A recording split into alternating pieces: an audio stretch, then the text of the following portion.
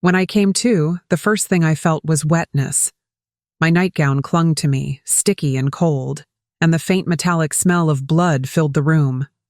I tried to sit up, but my body wouldn't listen, like the air itself had turned thick. The ceiling fan creaked above me, each turn sounding slower than the last.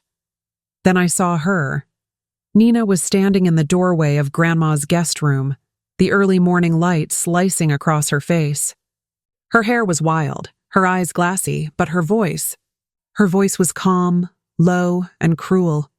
"You deserved it," she whispered. At first I thought I was dreaming. My cousin's words floated somewhere between a threat and a confession. Then she turned and disappeared down the hall, her footsteps fading toward the kitchen. I forced myself to look down. My left arm was bleeding, not a deep gash, but a clean puncture near the elbow. The kind nurses make when they draw blood, except this wasn't clean or careful. I grabbed the bedpost, tried to stand, and nearly blacked out again. I don't remember dialing 911. I just remember the flashing lights outside Grandma's window. The voices, the blur of paramedics rushing in. One of them, a young man with kind eyes, said, "Ma'am, stay with me. You're losing a lot of blood. What happened here?" I tried to speak, but my throat was dry. "My cousin, she..." Then everything went dark again. When I woke up in the hospital, the nurse told me they'd found nothing in the blood tests. No alcohol, no drugs. The police officer at my bedside said there was no sign of forced entry, no sign of foul play. But I knew better. There was one empty syringe under the bed, the kind used for insulin or tranquilizers. And one of Grandma's antique spoons, bent just slightly, sat on the dresser like a quiet witness. I asked where Nina was. The officer flipped through his notes. "Said she found you like that. Called her mama after the ambulance came. They're back at your grandmother's house, back at Grandma Inez's. The place where all this started, lying there." I could almost hear Grandma's voice, that steady drawl she used when the truth hurt most. "Baby, don't ignore evil just because it shares your blood." That's when I knew. This wasn't an accident. It was a warning, and if Nina thought bleeding me out would scare me off, she'd picked the wrong Givens to mess with, because I was done running from family secrets. Next time, I'd make sure the blood spilled wasn't mine. Before we go on, tell me where you're listening from, and don't forget to subscribe for more stories coming soon. The sun was heavy that morning in St. Francisville, the kind of heat that made even grief feel slow. I stood on Grandma Inez's porch, the old wood moaning beneath my heels, clutching a pitcher of sweet tea that had gone warm hours ago. Inside, my family was waiting, not to mourn, but to measure. Milton Henderson, Grandma's attorney and lifelong friend, sat at the dining table, papers neatly stacked before him. The room smelled like magnolia candles and old secrets. Aunt Corinne sat straight-backed, her lipstick too red for the occasion. And beside her, Nina, my cousin, leaned against the wall, pretending not to care. "Let's get this over with," Corinne said, her voice tight as piano wire. Milton adjusted his glasses and began reading. "Per the last will and testament of Mrs. Inez Givens." His voice filled the room like church bells. "The family home and adjacent properties shall be transferred to my granddaughter, Danielle Givens, who has cared for me in my final years. The remaining savings and personal accounts will be divided accordingly." Nina's head jerked up. "Excuse me?" Milton cleared his throat. Mrs. Givens's intent was clear. She wanted the property to remain with the one who never left her side. Corinne slammed her hand on the table. "You mean Danny gets everything? After all the sacrifices we made?" I spoke softly. "You left, Aunt Corinne." I stayed. For a long moment, the only sound was the ceiling fan slicing through silence. Nina's lips curled into something between a smirk and a snarl. "Congratulations, cousin," she said, her voice dripping honey and venom. Guess Grandma finally picked her favorite. And though her words were sweet, I could feel the danger behind them, like a storm waiting to break. Dinner that night tasted like ashes. The family gathered out of obligation, not love. Aunt Corinne insisted we eat together. For Grandma's memory, she said, but everyone knew it was just a performance. The dining table that once held Sunday feasts now sat heavy with tension, every fork scrape a reminder of what had been lost. I served cornbread and collard greens, Grandma's old recipes. Corinne picked at her plate like she was too good for the food, and Nina hadn't looked me in the eye once since the reading of the will. Her nails tapped against her glass, steady and sharp. "So," Corinne began, her tone syrupy sweet, "what do you plan to do with the house, Danielle? Sell it? Maybe split the profit like family should?" I laid my fork down. "I'm not selling. Grandma wanted it to stay in the family, exactly as it is." Nina snorted. "Oh, please. You think living here makes you some kind of saint? Grandma loved us all. Then why'd she trust me with the deed?" I asked quietly, that silenced the table. Corinne's jaw clenched. Nina's eyes glistened, not with sadness, but something darker. "You always thought you were better than us," Nina hissed. "With your city job, your fancy clothes, your—" "Enough," Corinne cut in, voice trembling. "We'll discuss this later." But Nina pushed back her chair so hard it scraped the floor. "No, Mama, let her have it. She's got what she wanted." She stood, her eyes locking on mine, and for the first time, I saw it, that cold fury that doesn't fade with time. When she stormed out, the screen door slammed like a warning shot, and I realized something simple but terrifying. The fight for Grandma's house had only just begun. The house creaked that night like it was remembering. I couldn't sleep. The air felt too still, like the whole place was holding its breath. From my room upstairs, I could hear the wind moving through the magnolia trees, whispering against the windows.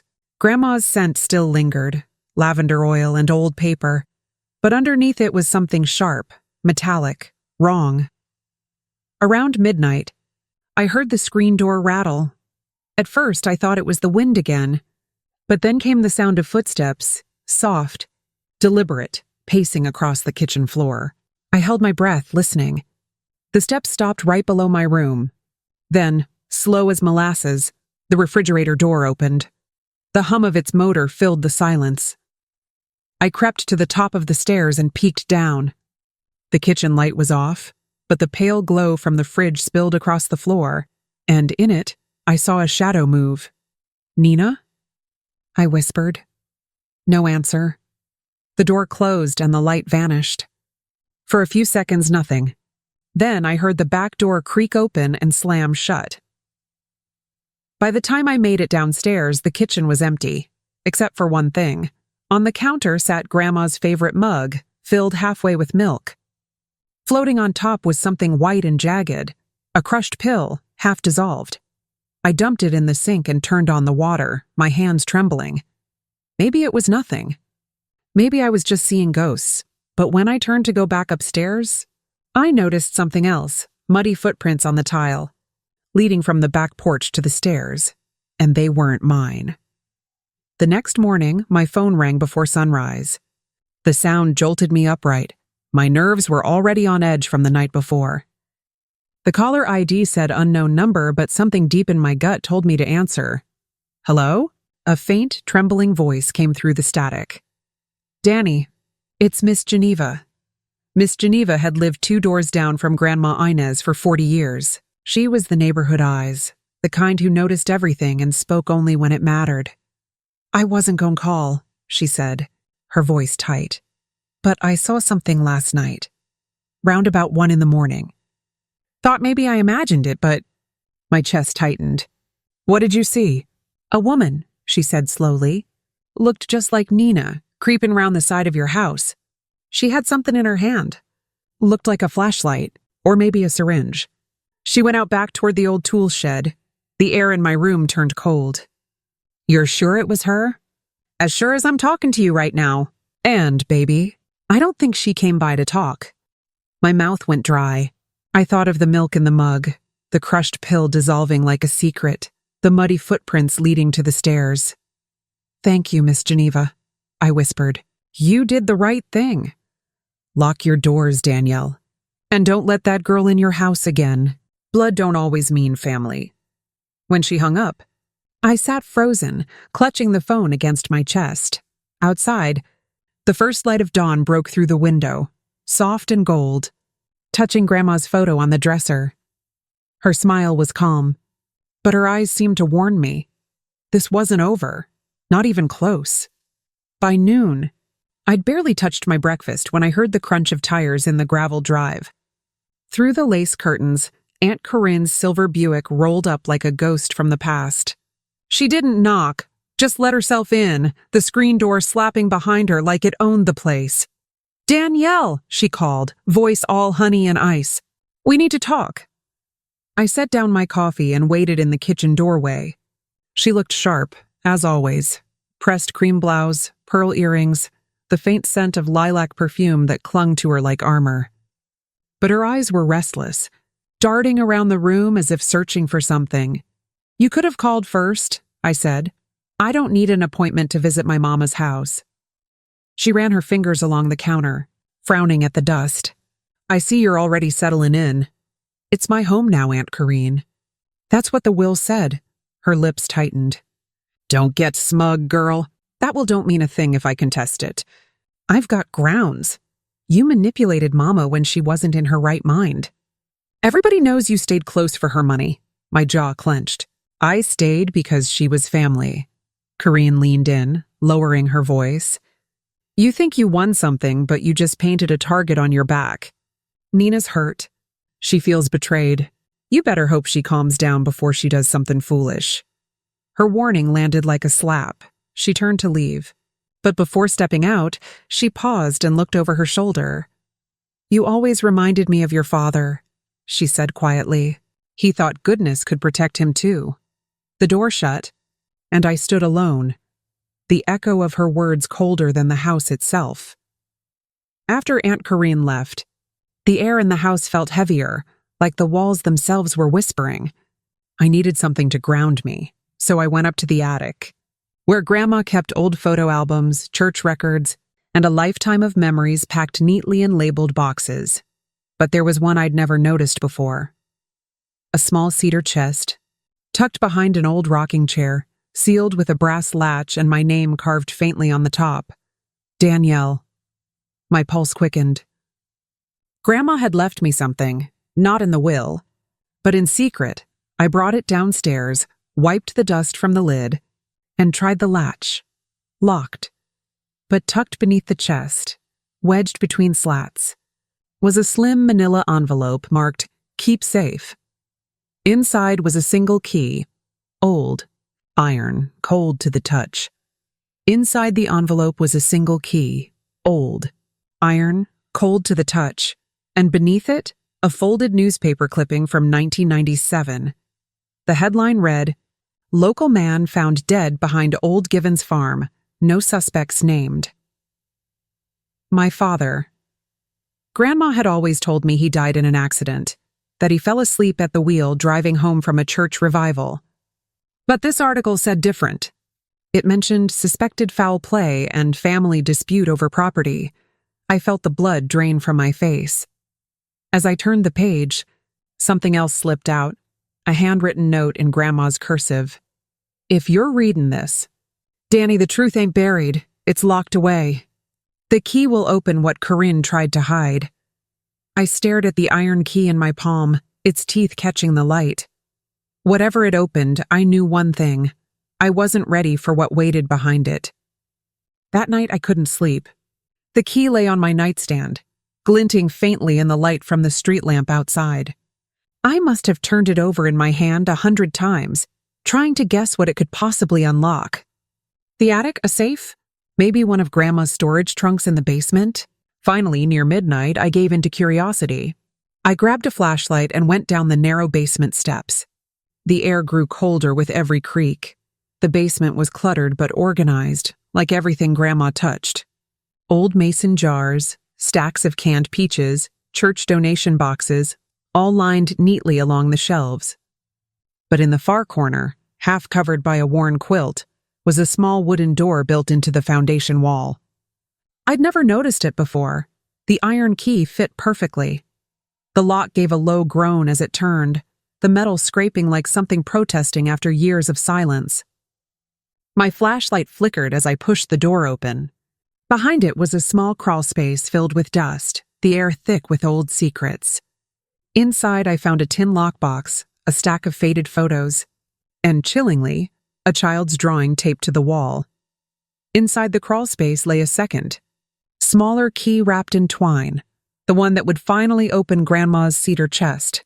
It was my drawing, one I'd made when I was 5 years old. Me, Grandma, and a man with his face scribbled out in black crayon. I froze. Someone had kept this here deliberately. Someone had wanted me to find it. On top of the lockbox was another note in Grandma's handwriting. Not all blood deserves loyalty. When you open this, be ready to see who killed your father. The flashlight flickered again, and in that flicker, I thought I heard movement upstairs. Slow, deliberate footsteps crossing the floor above me. Someone else was in the house. My breath caught in my throat. The footsteps above were soft but steady, not the creak of the house settling. Someone was walking slowly from room to room. I turned off my flashlight and pressed myself against the cool concrete wall, straining to listen. The steps paused right above the basement door. Then a shadow crossed the narrow beam of moonlight leaking through the crack. A woman's voice followed.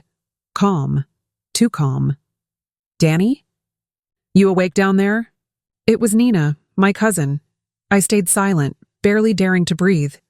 You left the back door unlocked, she said. Aunt Corinne told me you've been acting jumpy. I came to check on you. The lie rolled off her tongue so smoothly it almost sounded caring. Almost. The basement stairs creaked once. Twice. I gripped the key in my palm, its edges biting into my skin. I didn't have a weapon, but I had instinct, and instinct said to hide. I slipped behind the old water heater, crouching low. Her steps grew louder, descending one by one. The beam of her phone flashlight cut across the floor. Danny, she whispered again, voice dropping to a hiss. Ain't no reason to hide from family. The way she said family made my stomach twist. Her light swept past the quilt, over the shelves, then paused on the small hidden door. The one I'd just opened. She froze. What the hell is this? I could see her silhouette lean closer, hear the rustle of her jacket. That's when my phone buzzed, loud, sharp, impossible to muffle. Her flashlight swung toward the sound. Found you, she breathed. My heart slammed so hard I could hear the pulse in my ears. The beam from Nina's phone flashlight landed square on me, catching the fear on my face like a spotlight. Well, well, she said softly, stepping closer. You always were nosy, Danielle.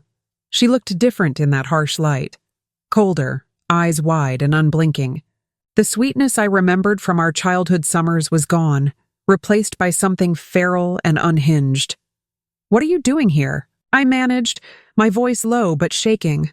I came to make sure you didn't find what you weren't supposed to, she snapped, glancing at the small open door. But I guess I'm too late. I stood slowly, keeping distance between us. You broke into Grandma's house. Why? What's in that box? She smiled and it chilled me. Answers you don't want. You think you're so pure, inheriting everything while the rest of us scrape by. But you ain't special, Danny. Grandma just picked her favorite. She took a step closer.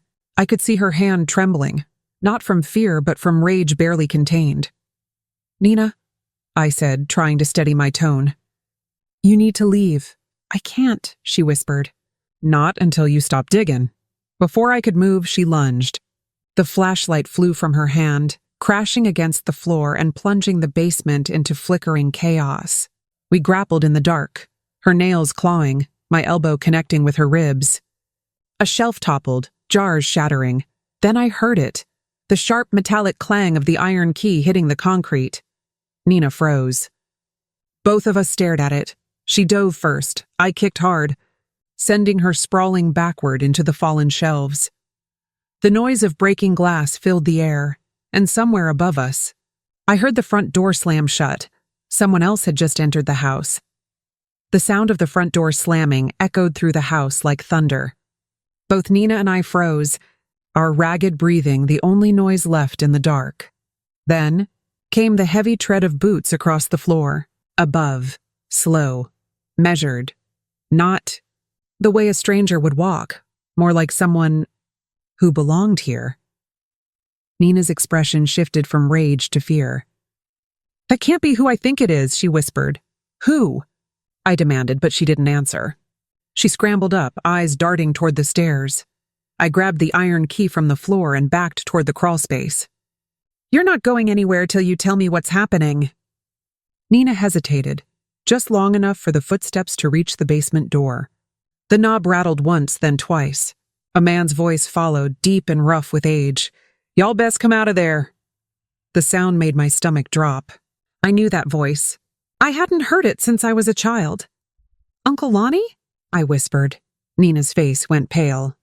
"He ain't supposed to be here." The door creaked open and light spilled down the stairs. Uncle Lonnie stood there, tall, gaunt, his face weathered but unmistakable. The smell of tobacco and old sweat clung to him like rot. He smiled, but it didn't reach his eyes. "Well now, look at this reunion," he drawled. "Didn't think y'all would find this little secret spot so soon?" Nina stepped back, trembling. "You told me this place was empty." He chuckled, tapping the stair rail with his ring. "Empty? Nah, baby girl. It's where the truth lives, and where the lies get buried."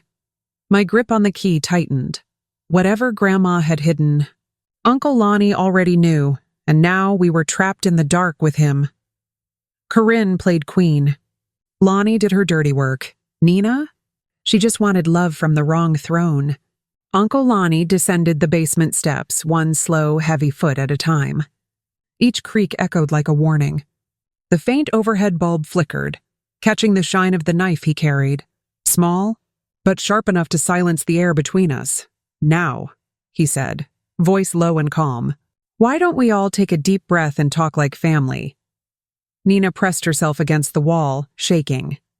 "You said you just wanted the papers, Uncle Lonnie. You said no one would get hurt." I stepped forward, heart hammering. "What papers?" He turned those hollow eyes on me. "Your grandma's deed, the one with my name scratched out. She took everything that was mine and handed it to your daddy. Then he mysteriously wound up dead, and she buried the truth, right here in this house." I swallowed hard. "You're saying you killed my father?" He chuckled, slow, bitter. "No, girl. I didn't kill him. But I know who did." His gaze shifted to Nina, and she looked like she wanted to vanish. "Don't you dare," she whispered. "You swore you'd never tell." I turned to her, disbelief twisting my chest. "What is he talking about?" Uncle Lonnie sighed. "Your cousin here helped me years back when she was just 16. Corinne wanted your daddy gone, said he was stealing the family business. Nina set the trap, and Corinne made it look like a robbery." Nina's eyes filled with tears. "I didn't mean for him to die," she cried. I stared between them, the world tilting sideways. The truth wasn't just ugly. It was rotting. Uncle Lonnie smiled faintly. "Now you see, girl, some bloodlines ain't meant to survive." And the knife glinted as he stepped closer. Uncle Lonnie stepped closer, the glint of the knife dancing under the trembling light bulb. My breath came in shallow bursts. I could smell the damp concrete, the rust, the danger closing in. "Now," he said softly, "hand me that key." "It's time this family curse ended," Nina whimpered. "She doesn't know anything, Uncle Lonnie. Just let her go." But he wasn't listening. His eyes were locked on me, wild, feverish, like a man who'd been waiting decades for this moment. Then, as if guided by instinct, I did something reckless. I threw the key toward the far corner of the basement. It hit the wall with a sharp clang and disappeared behind the furnace. His eyes followed the sound for a split second, just long enough. I lunged at him. The knife slashed through my sleeve, grazing my arm, but adrenaline drowned out the pain. I shoved him backward, the two of us crashing into the old shelving. Jars shattered, glass cutting into our legs. Nina screamed, "Run, Danny!" I didn't hesitate. I bolted up the stairs 2 at a time, blood slicking my hand where I'd caught the blade. Behind me, I heard Uncle Lonnie roar. Then the sound of Nina struggling with him, a desperate scuffle that ended in a sickening thud. When I burst through the basement door into the kitchen, I slammed it shut and locked it. My chest burned, my lungs aching for air. Then silence. I pressed my ear to the door. No footsteps, no voices. just the faint hum of the old refrigerator, until suddenly, 3 slow knocks echoed from the other side, and Uncle Lonnie's voice drawled, "Calm as ever. You can't lock out the truth? Girl!" I backed away from the basement door, my whole body trembling. The sound of Uncle Lonnie's voice still lingered, like smoke in the air. I grabbed my phone, but there was no signal, not even a single bar. The storm that had rolled in during the night must have knocked out the tower. Lightning flashed outside, and through the window, I caught a glimpse of something that made my blood run cold. His truck. Parked at the edge of the yard, headlights off, driver's door wide open. He wasn't alone. 2 shadows moved near the porch, slow and deliberate. I ducked down, pulling the curtains tight. The kitchen clock ticked like a countdown. My pulse was so loud I could barely hear anything else. Nina. I had to get her out. I searched frantically for a weapon, found Grandma's old iron poker leaning by the fireplace. My hand gripped it so tight my knuckles turned white. Then I heard the crunch of gravel outside the side door. A hand rattled the knob once. Then again. "Come on, Danny." Uncle Lonnie's voice drawled from outside. "Ain't no reason to make this harder. You and me can settle this quiet. I just need that key." I didn't move. He tapped the glass, slow and rhythmic. "You know, I always told Corinne you were the smart one. Guess I was right." Then the sound of shattering glass exploded behind me. The back window. I turned just in time to see a figure climbing through the frame. Not Lonnie. Nina, her face streaked with blood, eyes wide with terror. "He's not alone," she gasped. "Corinne's here too." The words hit me harder than the thunder outside. This wasn't just family betrayal anymore. It was a full-blown hunt. For a heartbeat, I thought Nina was delirious, but then I heard it, heels striking the porch, sharp and unhurried, like a gavel. Aunt Corinne stepped into the doorway's broken light, dressed in a long raincoat and silk scarf, her lipstick still perfect despite the storm. Her presence alone made the air tighten, commanding attention the way only a practiced manipulator could. "Hello, Danielle," she said, her voice smooth as honey over gravel. "You've been busy." I gripped the iron poker tighter, forcing myself to stand tall. "You shouldn't be here." "Oh, but I should," she smiled faintly. "This is my house, and it's time I took back what's mine." Nina stumbled forward, clutching her arm. "Aunt Corinne, please. Uncle Lonnie has lost it. He tried to kill us both." Corinne's eyes didn't flicker. "Don't be dramatic, child. Your uncle just wants closure. Something this family has avoided for far too long. Closure." I spat. "Is that what you call murdering my father?" Her smile vanished. "You don't know what you're talking about." "I know enough," I said, voice trembling but clear. "Grandma's letters, the key, the hidden door. She knew everything. She left proof." Corinne's gaze darkened, the mask slipping just enough for me to see the fury underneath. "That old woman always meddled. She never understood what sacrifice means." Outside, lightning split the sky, and thunder rolled so violently it rattled the windows. Corinne turned toward the sound of footsteps approaching from the hall. Lonnie was back, his knife slick with blood. "She's not leaving this house," he muttered. Corinne nodded slowly.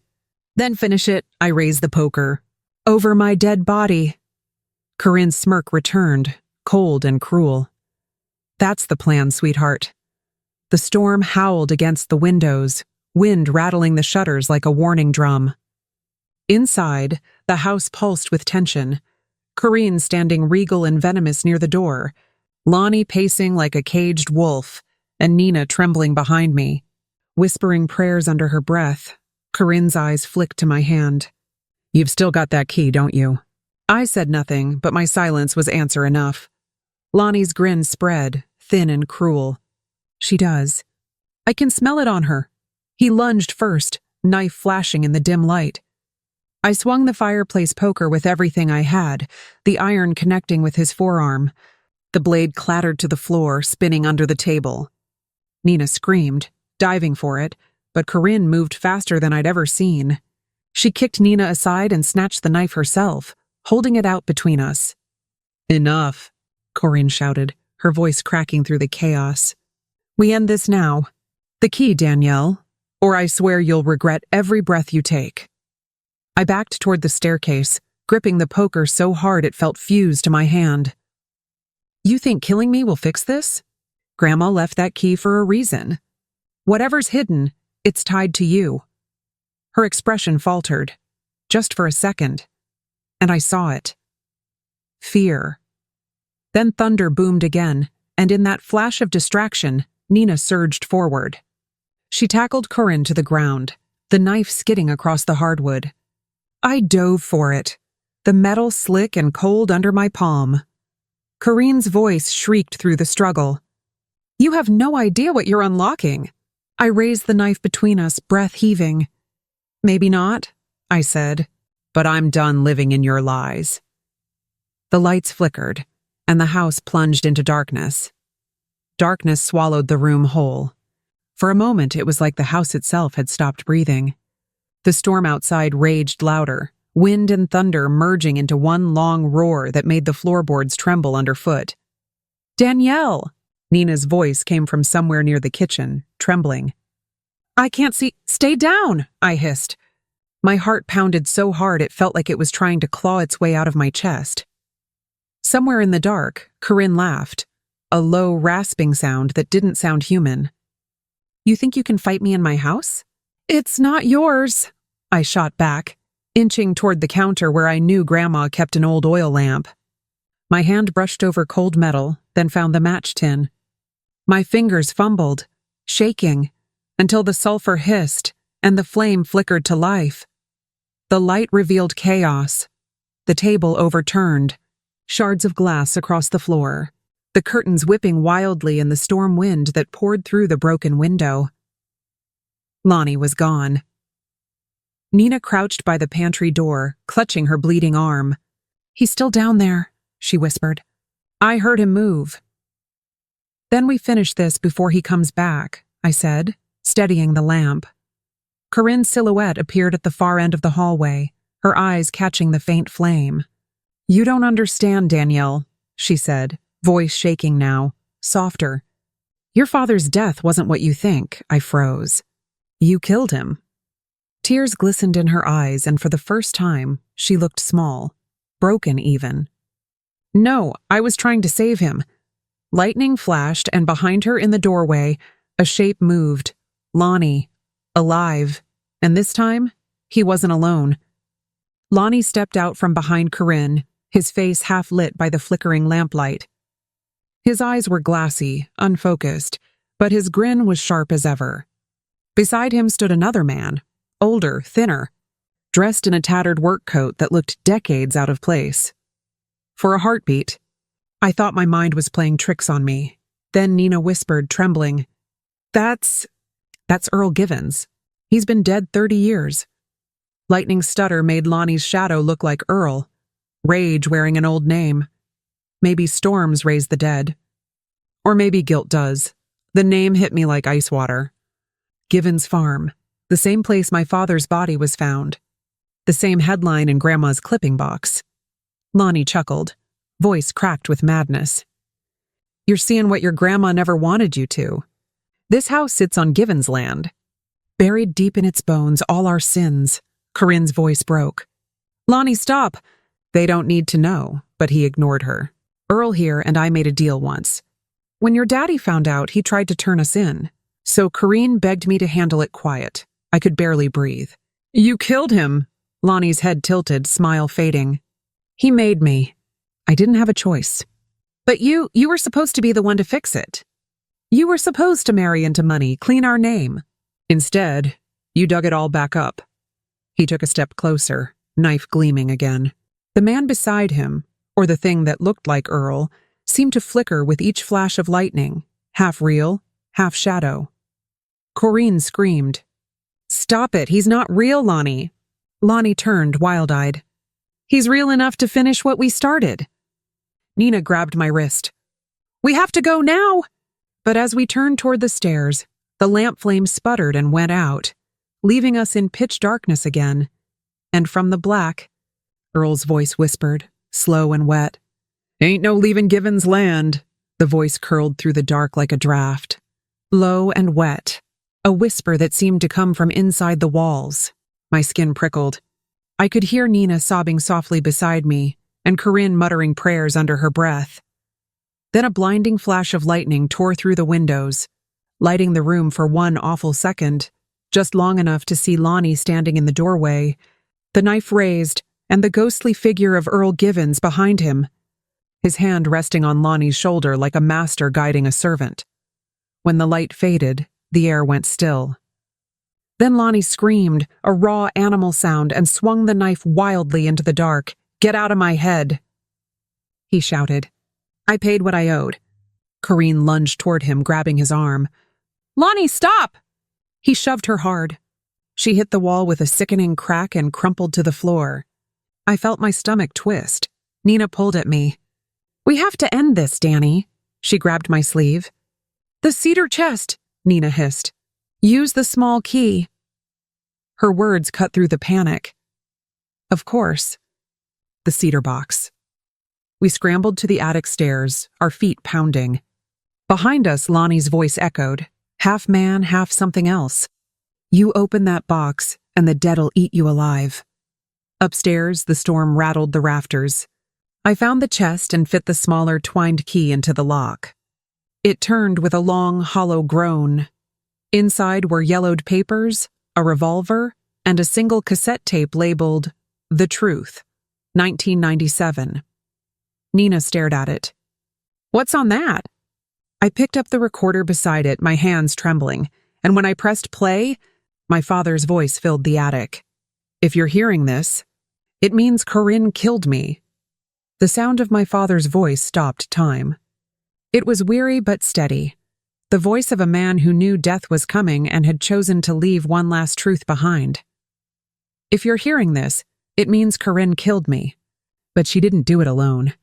Lonnie helped her, and so did Earl Givens. They made me a scapegoat for the land theft and used Grandma's name to seal it." I felt my knees weaken. The old boards beneath us groaned like they carried the weight of his ghost. Nina covered her mouth, eyes wide with horror. "They think it's buried. The papers, the bank transfers, the death certificates, all forged." I hid copies under the floorboards of this house, right beneath Mama's cedar chest. "One day my daughter will find them. Danielle, baby, if you do, tell the truth. No matter what it costs." The tape clicked and hissed, then went silent. I just stood there, shaking. My father had been murdered, not for greed alone, but for legacy. Corinne had stolen the family land, twisted the Givens deal, and buried both the crime and his body under lies. Nina's voice broke through the silence. "Danielle, the police—" I cut her off. "No, not yet. We need proof." I pried at the floorboards with the iron poker. Dust filled the air, thick and choking. Beneath the wood was a bundle of documents wrapped in oilcloth, deeds, bank slips, and signed affidavits with Corinne's name. Thunder crashed so violently the attic windows rattled.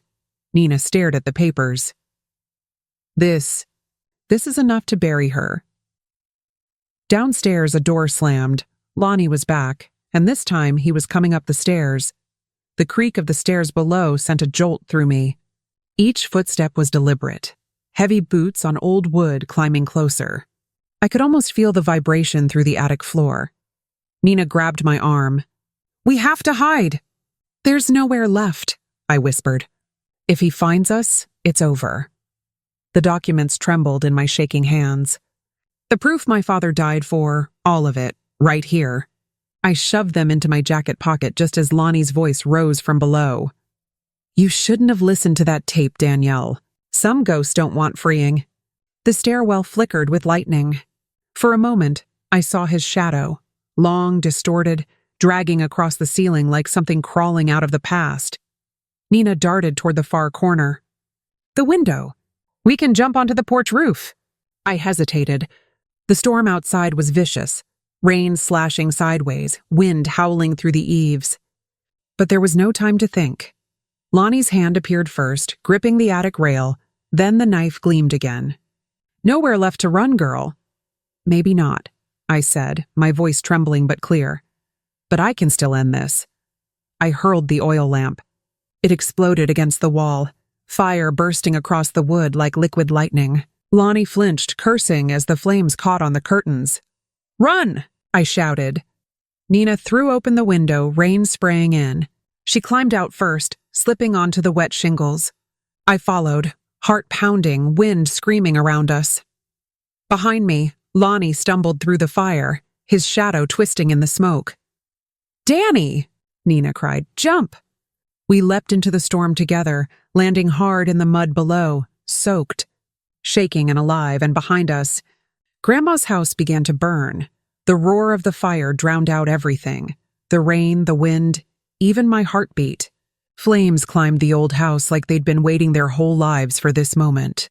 The orange glow flickered against the storm-dark sky, painting the smoke in strange, writhing shapes.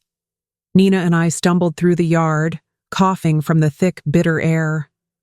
I turned back just in time to see the attic window explode outward, sending shards of glass into the rain. "Lonnie!" Nina shouted. "He's still inside!" "Let him burn," I said through gritted teeth.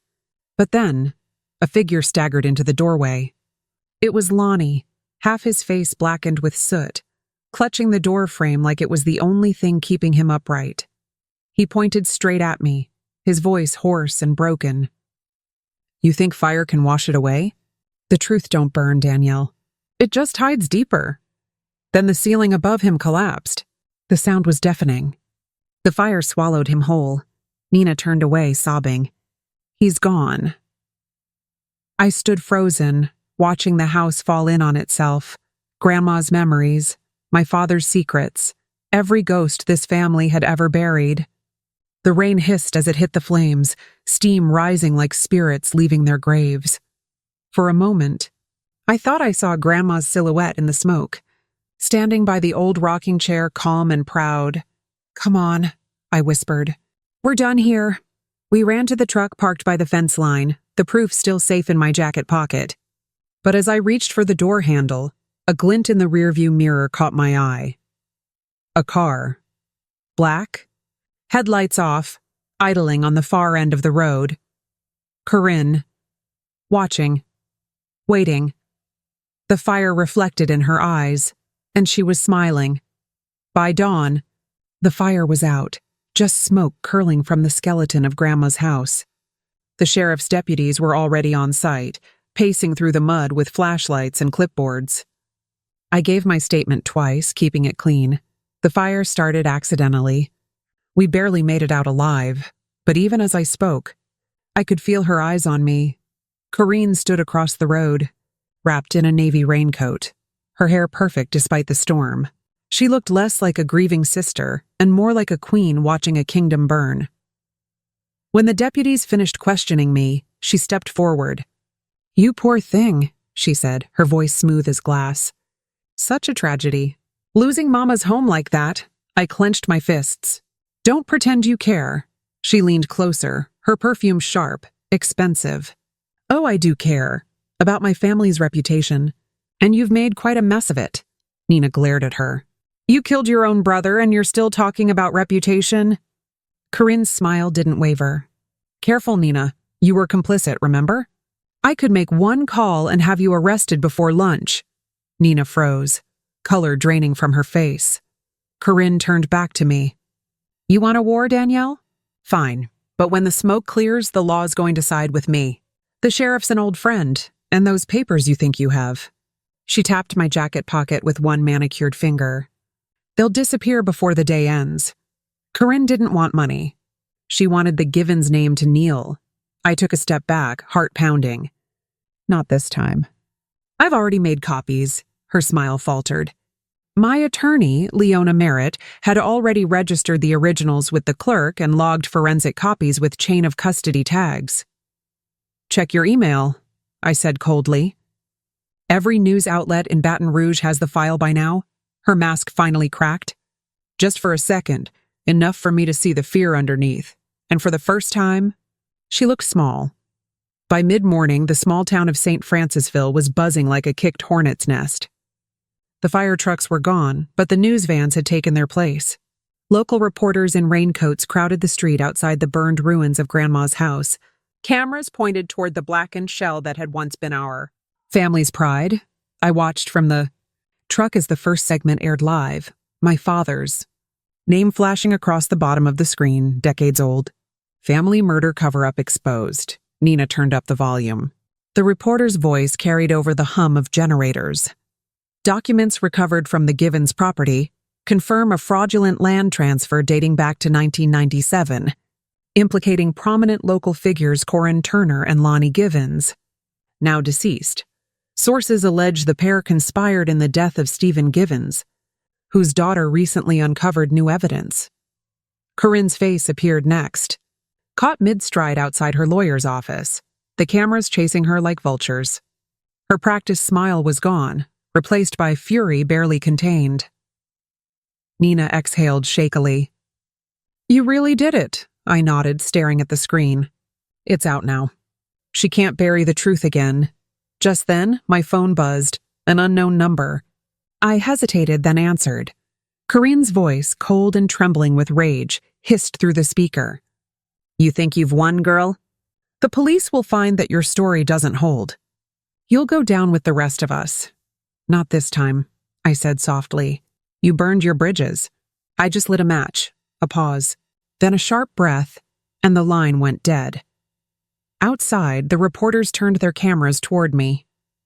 I stepped out of the truck, muddy and exhausted, clutching the file folder to my chest. For the first time, I didn't feel like a victim. I felt like a witness. 2 days later, I was called to the sheriff's office in Baton Rouge. The building smelled of stale coffee and disinfectant, and the waiting room buzzed with low chatter and flickering fluorescent lights.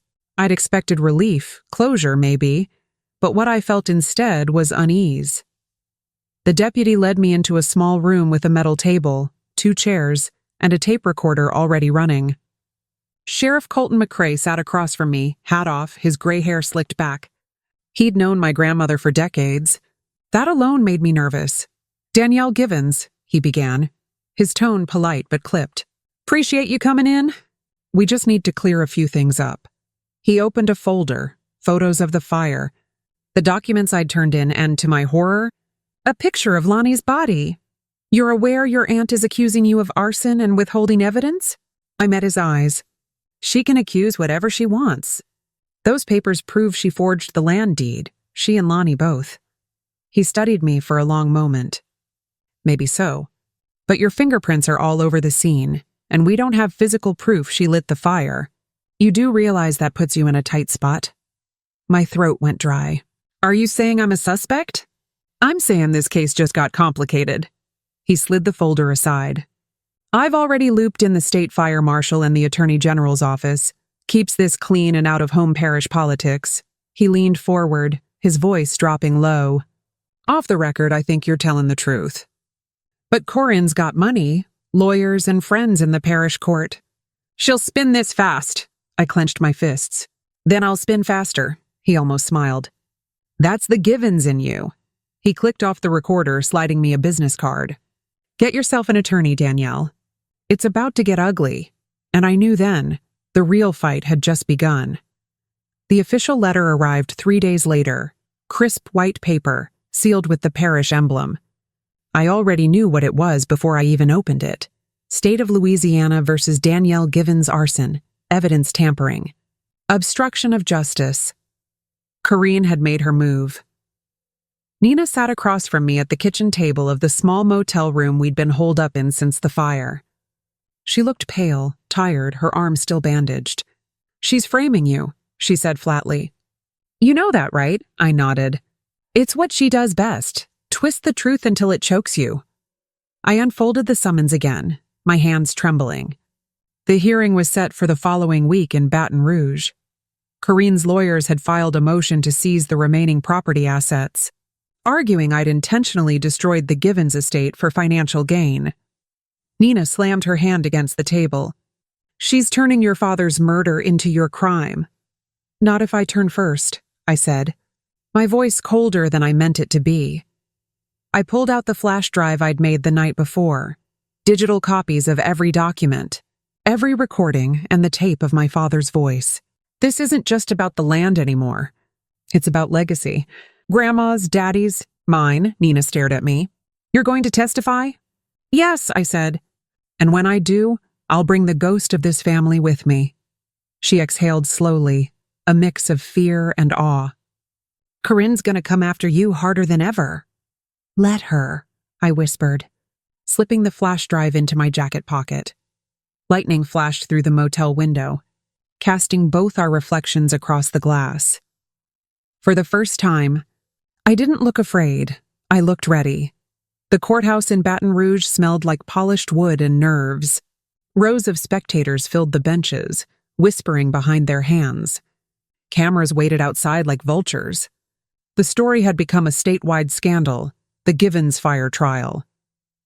I sat at the defense table, heart pounding as my attorney, Ms. Leona Merritt, sorted through files beside me.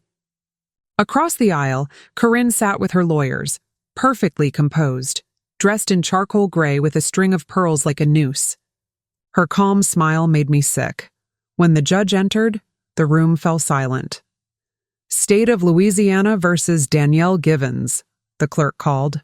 Charges, arson and obstruction of justice, alleged destruction of property under investigation. Corinne's attorney, a slick man named Darnell Pierce, stood first. Your Honor, this young woman intentionally destroyed the property in an effort to conceal her role in the fraudulent transfer of Givens' land. We intend to prove, Leona cut in smoothly, what she destroyed were lies. We have evidence showing decades of forgery, theft, and murder orchestrated by Ms. Turner, a complaining witness. Gasps rippled through the courtroom. Corinne didn't flinch, but I saw her fingers tighten on the table's edge. Leona turned to the judge. Your Honor, with permission, we'll submit audio evidence, a tape recorded by the late Stephen Givens. The judge nodded. Proceed. Leona pressed play. My father's voice filled the courtroom, steady and sorrowful. If you're hearing this, Corinne killed me. The air broke. People murmured. Corinne's jaw clenched, her composure cracking for the first time. The judge rapped his gavel. Order, order! When silence returned, I looked straight at Corinne. The truth doesn't die just because you buried it, she glared back, her voice trembling.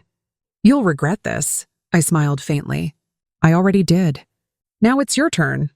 The jury had been out for 6 hours. Every tick of the courtroom clock stretched like a drumbeat in my chest.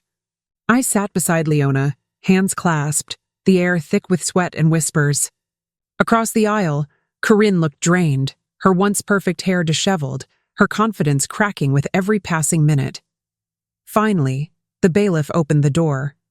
All rise. The jury filed in, 12 faces that had seen the ghosts of our family and would decide which one of us deserved to walk free. The judge's voice carried across the hush. Madam Foreperson, has the jury reached a verdict? A woman in her 50s stood, paper trembling in her hands. We have, Your Honor, the judge nodded. Please read it. She cleared her throat. On the charge of arson, we find the defendant, Danielle Givens, not guilty. My knees almost buckled. The next words came like lightning. On the charge of obstruction of justice, not guilty. And then finally, on the charge of conspiracy and attempted fraud, we recommend formal investigation into Corinne Turner and Associates. The courtroom erupted. Reporters jumped to their feet, the sound of cameras flashing like gunfire. Corinne rose, shouting, You think this changes anything? That land is mine! The judge slammed his gavel. Sit down, Ms. Turner, or you'll be held in contempt. Leona touched my arm gently. It's over, she whispered. But it didn't feel over. Not yet. In the days that followed, Nina took a plea. Accessory after the fact. With mandated rehab and full cooperation. Corinne's eyes met mine across the chaos, eyes filled with venom and disbelief. As the bailiffs escorted her out, I caught her whisper carried on the wind of her rage. You may have won the court, girl. But you ain't seen hell yet. And I believed her. Outside the courthouse, the humid Louisiana air felt heavier than ever, thick with rain and gossip. Reporters swarmed the steps, microphones flashing like fireflies, calling my name. Danielle! Do you have anything to say about the verdict? I didn't answer. I just kept walking, clutching my father's worn leather Bible against my chest. Nina waited near the bottom of the stairs, eyes wide with relief and exhaustion. When I reached her, she threw her arms around me. "You did it," she whispered. "You actually did it." I wanted to believe her. But even as I held her, I saw the black SUV parked across the street, tinted windows, engine idling. I knew who it belonged to, Corinne's driver. Leona stepped beside me, scanning the crowd. "We need to get you somewhere safe," she murmured. "Corinne's people won't take this loss kindly." We moved quickly through the courthouse lot, the sound of distant thunder chasing us. Nina glanced back once. "She's not going to let this go, is she?" "No," I said quietly. "She's like a vine. You cut one branch, it grows another." That night I stayed in a motel on the edge of town. Every creak of the walls made my heart jump. I kept the flash drive under my pillow and the Bible by my side. Just before dawn, my phone buzzed. A text from an unknown number. "You think you're free? You're just next. No signature. No need." I knew that tone. That cruelty. Corinne wasn't done. Not by a long shot. And as the storm rolled over the horizon, I realized my freedom had come at the cost of peace. The storm hit that night like the sky itself had a grudge. Rain lashed against the windows, lightning split the darkness, and thunder shook the thin motel walls. I couldn't sleep, not with the text still glowing in my mind. I sat up on the edge of the bed, Bible open on my lap when I caught it, the faintest sound. Tires on gravel.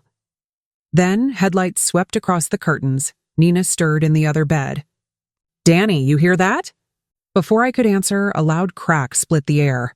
Not thunder this time. A gunshot.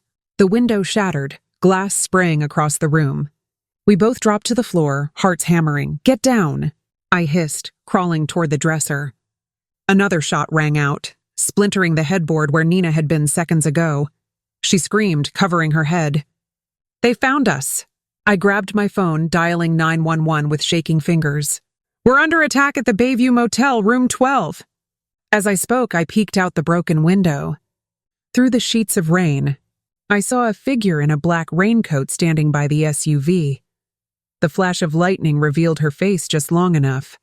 Corinne. Her expression was calm, almost peaceful, as she lifted the gun again. But this time, the roar of sirens filled the distance. Blue lights cut through the storm. Corinne turned, firing one last shot before jumping into the SUV. Tires screeched, mud flew, and she vanished into the dark road. I fell back against the wall, shaking. Nina crawled beside me, crying, "She tried to kill us." "No," I whispered, clutching my father's Bible tighter. "She tried to finish the curse, and this time I swore I'd be the one to end it." By morning, the motel was crawling with police. Flashing lights reflected off wet asphalt, and yellow tape fluttered in the wind like warning ribbons. Officers took statements while crime scene techs swept the room for shell casings. I sat on the curb wrapped in a blanket, watching the rain ease into drizzle. Sheriff Colton McCrae crouched beside me. "You're lucky to be alive, Danielle. We found tire tracks headed east. Looks like Corinne skipped town." "She won't run for long," I said, my voice steady but cold. "She's too proud. She'll circle back." "She always does." He nodded grimly. "If she does, we'll be ready." But I wasn't waiting on the law. After the deputies cleared, I walked back into the ruined motel room. The walls were peppered with bullet holes, the mirror shattered, and yet the flash drive had survived. It sat half-hidden beneath a piece of broken glass, scratched but intact. Inside was more than the will, more than land deeds. It held audio files I hadn't listened to yet. My father's journal entries digitized months before his death. I pressed play. His voice filled the small room again. "If Corinne ever turns on Danielle, she's doing it because she lost everything. Not just money, control. She'll burn the world before she lets it go." I froze. He'd known. Nina stood in the doorway, pale but fierce. "You gonna give that to the sheriff?" "No," I said softly. "Not yet. I'm gonna finish what Daddy started. Because I finally understood. Corinne wasn't just fighting for power. She was fighting to erase the last man who'd ever told her no. And I was the only one left to tell her again. 3 nights later, the air over Baton Rouge hung heavy with humidity and secrets. Corinne had gone silent. No calls, no sightings, no more threats. That's what made it worse. Silence from her was never peace. It was plotting. I sat in my father's old study, the one Corinne had fought to claim, now mine again. The lights were low, just the desk lamp glowing over the spread of documents, recordings, and court filings. Nina sat across from me, gnawing at her thumb. "You really think she'll show?" "She's too proud not to," I said. "She's lost everything, the company, the land, the name. All she has left is spite. And that woman feeds on it like air." The flash drive lay open beside my laptop, one final file unplayed. I clicked it. My father's voice again, calm, tired, knowing. "If you're hearing this, baby, it means Corinne made her move. Don't fight her in the dark. Bring her into the light. Her ego will do the rest." Nina frowned. "What does that mean?" "It means we give her what she wants," I said, standing. A stage.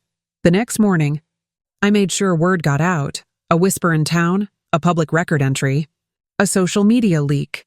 Danielle Givens hosting a press conference to announce the reopening of Givens Land and Freight under her sole ownership. A bait so obvious, Corinne wouldn't resist biting it. Leona met me outside the courthouse steps that afternoon. "You're sure about this?"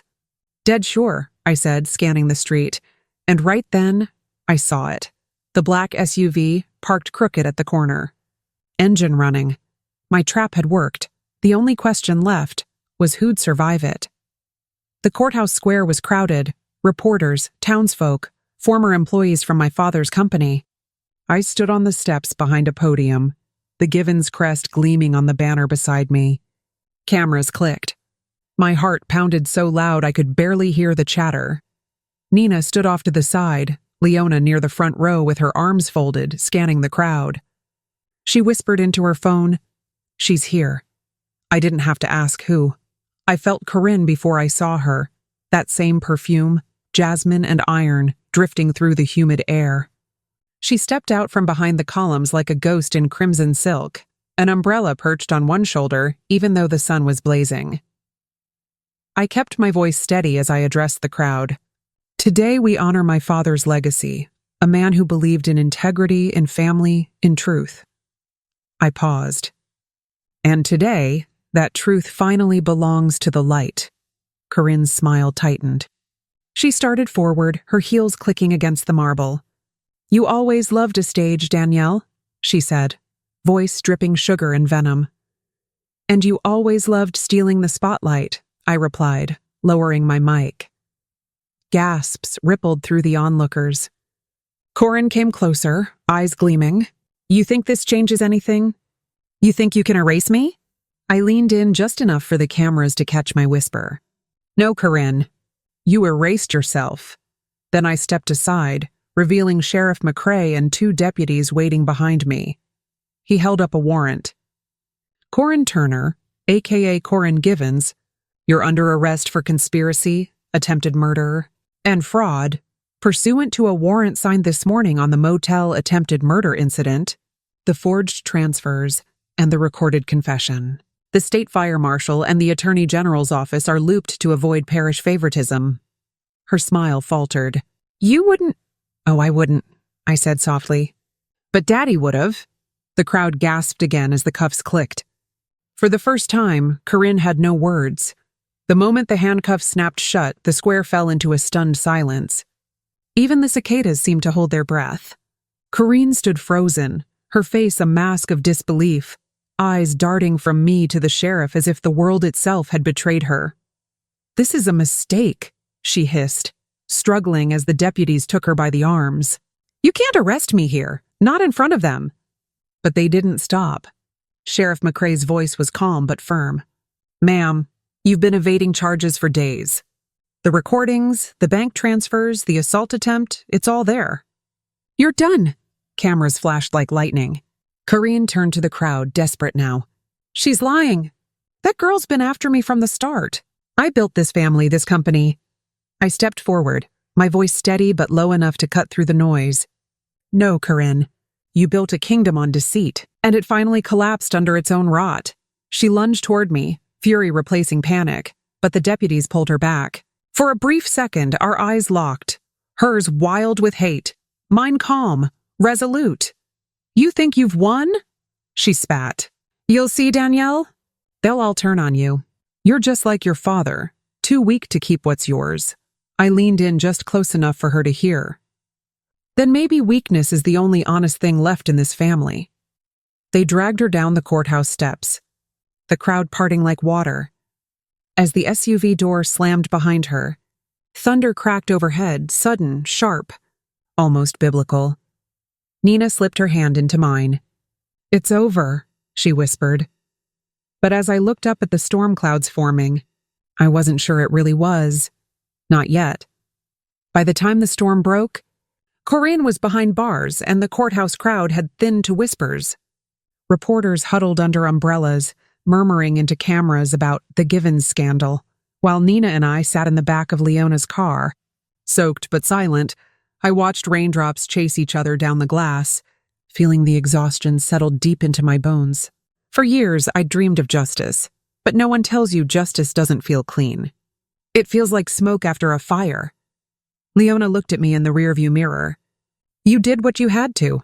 She'd have destroyed you if you hadn't struck first. I know, I said, voice barely above a whisper. But she was still family. Nina shifted beside me, her tone sharp but trembling. Family doesn't try to bury you alive.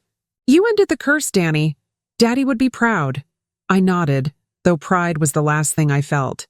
I was empty, scraped raw by years of silence and fear finally spilling into daylight. When we reached the estate, I walked straight to my father's old study. The scent of cedar and old leather still lingered. On the desk sat the small silver frame that once held a photo of Corinne and him, now empty. I replaced it with a photo of my father alone, smiling. I lit one of his cigars and set it in the ashtray, the smoke curling like a ghost rising to heaven. Rest easy, Daddy, I whispered. She won't touch what's yours again. Outside, the rain eased. The house felt different, lighter somehow. But as I turned off the lamp, I could have sworn I heard Corinne's voice echo faintly in the dark. You got lucky, baby. But luck don't last forever. It happened 3 nights later. I woke to the sound of crackling, soft at first, then fierce. The air was thick with smoke before my mind even caught up. When I threw the bedroom door open, flames licked the hallway wallpaper, turning the gold pattern into a sheet of orange light. Nina, I shouted, coughing. Nina, get up! She stumbled from the guest room, eyes wide with terror. Danny, the kitchen's on fire. The gas line, the house groaned, a sound deep as thunder. I grabbed her hand, pulling her toward the front door. But the main staircase was already swallowed by flame. The heat was unbearable, blistering our skin. Back way! I yelled, leading her through my father's old study. The smoke stung my eyes. But even through it, I saw something that froze me. The window already shattered from the outside. Someone had broken in. We made it out through the back terrace just as a deafening boom split the air. The roof collapsed behind us, sending sparks shooting into the night sky. Outside, the yard glowed red. Fire trucks blared in the distance, sirens echoing across the hills. But over the roar of the flames, I swore I heard laughter. Distant, cruel, familiar. Corinne's voice. Later, when the fire marshal approached me, soot-covered and trembling, his face was grim. Ms. Givens, this wasn't an accident. We found traces of accelerant near the back windows. Someone set this deliberately. I stared at the ruins of my family home, generations of legacy, gone in one night. And I understood then that even behind bars, Corinne's reach hadn't ended, but neither had my will to fight. The fire took almost everything, the furniture, the portraits, even my father's study. But what it couldn't burn was the truth. In the ashes, the sheriff's team found what the blaze had failed to destroy, a charred fragment of Corinne's old phone, smuggled into the prison weeks before. The log showed dozens of outgoing messages, all to a hired man in Baton Rouge. Her last command had been simple. Finish it. But fate had a different ending in mind. A week later, I stood at the cemetery, the morning fog curling around the gravestones like memory itself. They'd buried Corinne 2 plots down from my father, poetic if you believed in irony. She'd suffered a sudden stroke in her cell, gone before sunrise. Some called it karma. Others called it justice. I just called it peace. Nina placed a single white lily on Daddy's grave. "You finally free, Danny," she said softly. "I think we both are," I replied, kneeling beside the stone.